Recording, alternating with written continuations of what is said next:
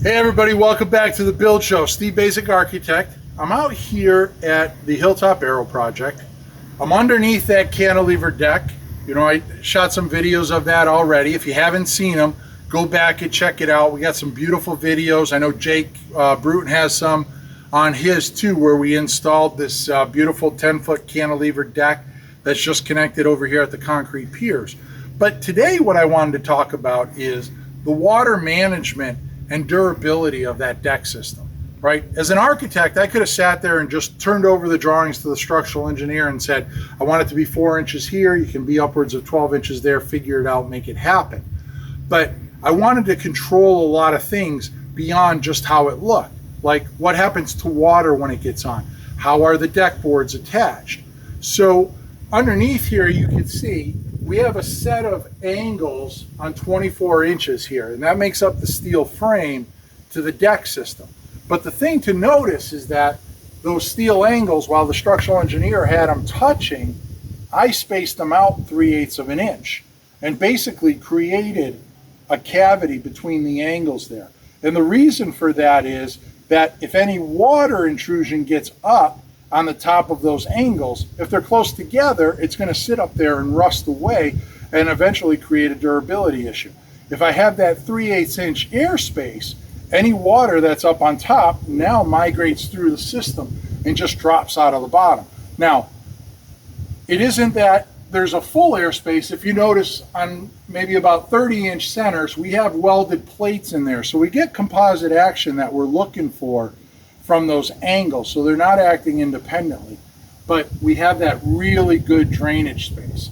Secondly, as far as attachment goes for the decking above, we laid out the decking on the top and we developed a screw pattern so that the metal fabricator of the deck system, he actually drilled all the holes that we can upscrew or drive the screws from the bottom into the bottom of our wood decking system to attach the decking, so that basically all the fasteners are not only hidden, but they're protected from the weather because they're down here, they're underneath the flanges, and they're not getting rained on or iced on or any of that good stuff. So let's jump back to the studio. I'll break out some drawings on the deck. We'll talk about this stuff a little bit more in detail, and we'll talk a little bit more about durability and water management with this deck system.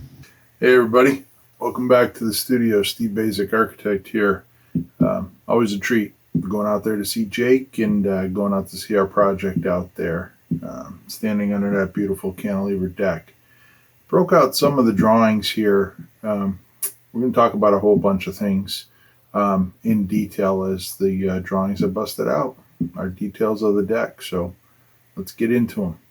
All right everybody, so broke out a couple sheets here. The first one here, these are two elevations of the deck. This is the long side and this is the short side.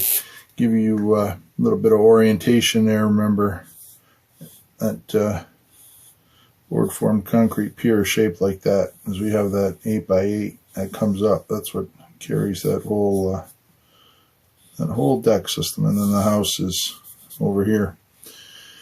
And you can see there's that little 4 inches, get that nice taper going there to the deck system, then a couple intermediate posts there grabbing our steel rod. But you know, it's always interesting. I love my job, certainly.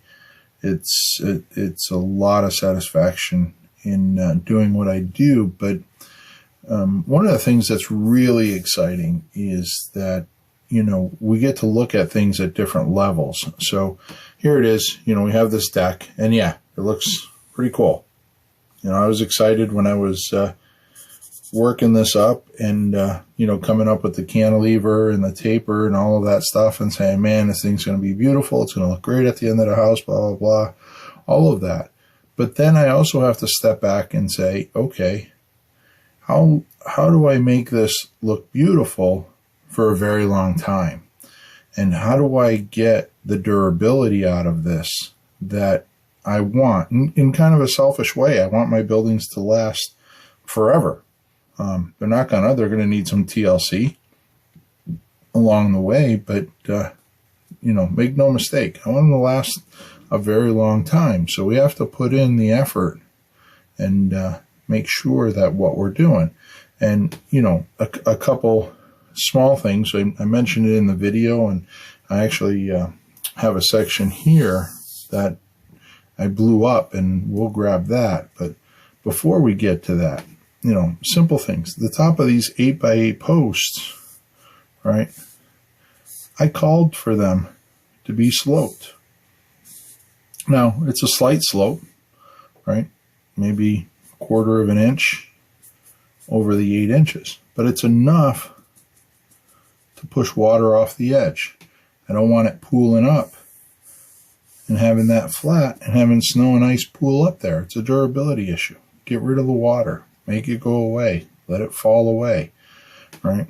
All of this rail systems, you know, we could have done wooden pickets and all of that, but certainly the steel industrial look was conducive to the aesthetics there.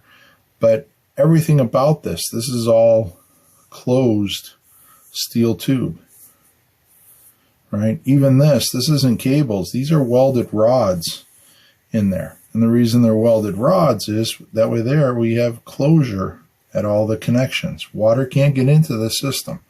On the top, we have a nice piece of wood that cradles the metal.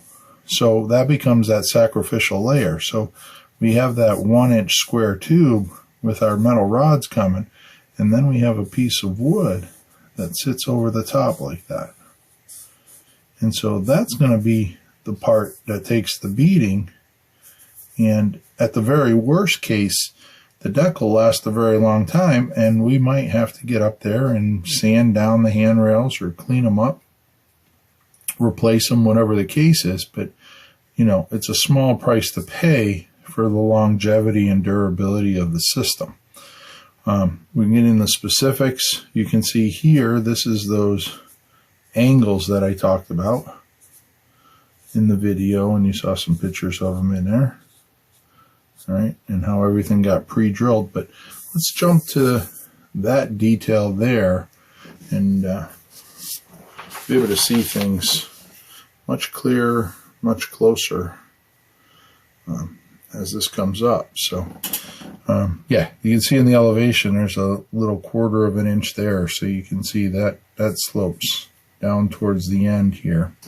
But you can see here's those angles.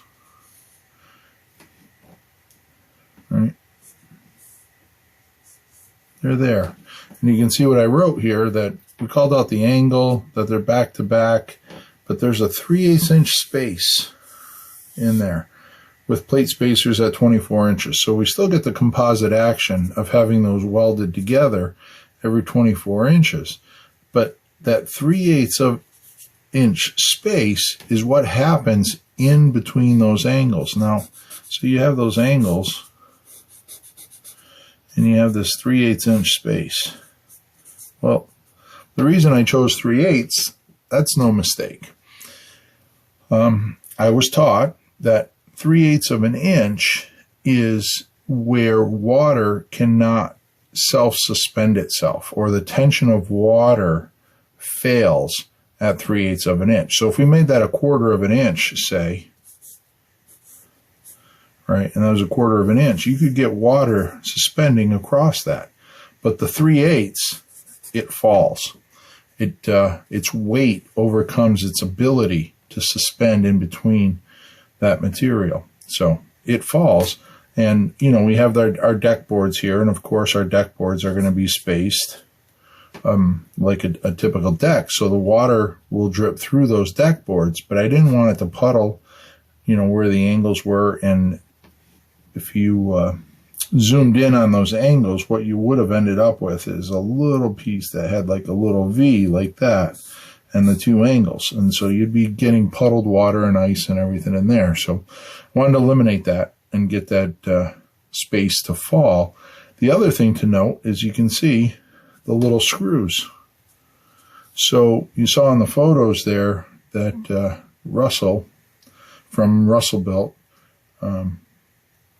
he did a exceptional job and working with me and Jake and pre-planning everything. So all the holes in those angles are already pre-drilled to carry the decking and to be able to attach the decking from below.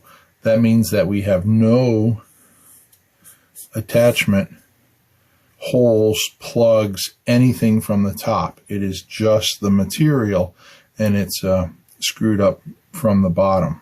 So, it's interesting. You do a deck out of steel, and immediately you say, "Oh, it's steel; it'll last forever." Well, no, not really. Steel rusts, water challenges everything. Anyways, wanted to point out a couple of those details. This thing, even the balusters here, those are just made out of a single plate steel. There's a plate that they get welded to there, but there's nothing there to hold water. Everything drips, runs away, falls off the deck, basically drains. And again, that's for intentional purposes, that we're striving for some longevity out there in everything we do. So it's, we can sit here, we can build beautiful buildings, but we really need to dive in after we've created that beautiful aesthetic and do an assessment to understand, how can I take that detail or that beautiful looking detail or deck, whatever the case is, but make it last a long time? How do I manage water and, all the other things that the Mother Nature is going to throw at us? All right. So anyways, it's a beautiful deck. I had some previous videos on it when we put it in place. I know Jake has got some out there. It's probably not the last time you'll see a photo of it, but wanted to run through those aspects. So anyways, that's our water management out at that cantilever deck. All right. I know, Big Red worked overtime today for us. So hope you enjoyed that. A lot of great things happening out there. Got a lot of great projects coming up. A lot of great information we'll be passing on, doing some fun stuff. So check it out. If you haven't checked out those previous videos, go back. You know what the science tells you. You got to watch them at least 6 times to really grasp the content. When you're done watching mine, go out, check Matt, Jake, Wade, and Brent. Those guys are doing some fabulous work, all of them. Just doing some spectacular stuff. Got to check out their work. If you're looking for more of me, find me on Instagram at Steve Basic Architect. You can find my daughter there at Alexandra Basic. And every other week, my good friends Jake and Pete and myself, we publish the Unbuild It podcast. We got a lot of great things coming up on that to look forward to. So go out there, get after it, and enjoy. Until next time, long live our buildings.